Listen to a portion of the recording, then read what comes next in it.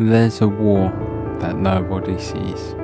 Not the kind of fought with fists or words, but one that happens quietly, inside your own head. It's the battle between who you are and who you're meant to be. Every day you wake up and face it. The voice that says, stay in bed. The thought that says, one day off won't hurt. The temptation that whispers, you've done enough. But deep down, you know every time you give in, you drift further from the person you could be. It's not that you can't enjoy yourself. It's that sometimes your comfort becomes your cage. You start trading purpose for pleasure, and slowly you lose the fire you once had. The war within, not between good and evil, but between discipline and distraction. Romans 7:15 says, for I do not do what I want, but the very thing I hate. Even Paul, a man of faith and conviction, admitted he struggled. So if you're fighting the same war, you're not alone.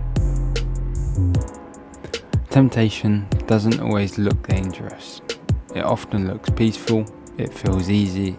It tells you to skip the gym just this once. It tells you to put off the goal until next week.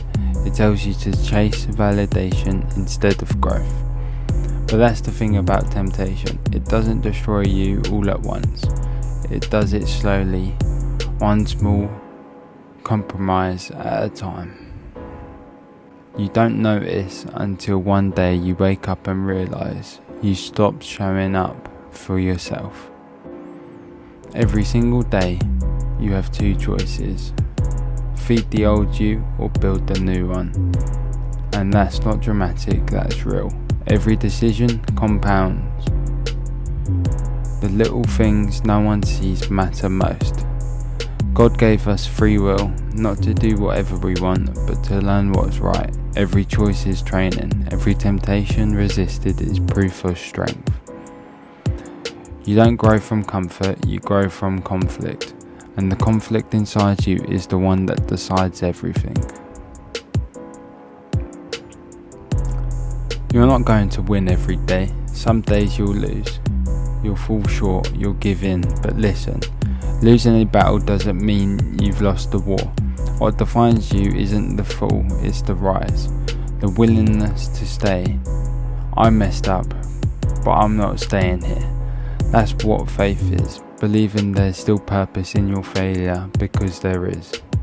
Every setback can teach you something about your own heart.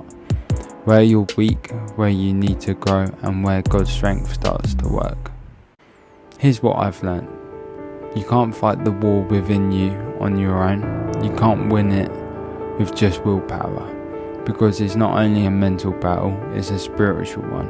That's why prayer matters, that's why stillness matters. That's why you ask for help when you feel empty. Philippians 4:13 says, I can do all things through Christ who strengthens me. That includes discipline, that includes self-control, that includes choosing purpose over pleasure, even when it hurts. Peace comes from alignment.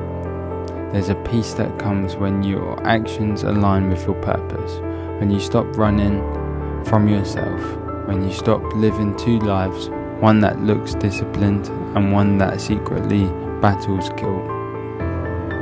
When you finally decide that your habits will match your heart, that is when the war starts to quiet down. Because you realize peace isn't the absence of struggle, it's finding God in the middle of it.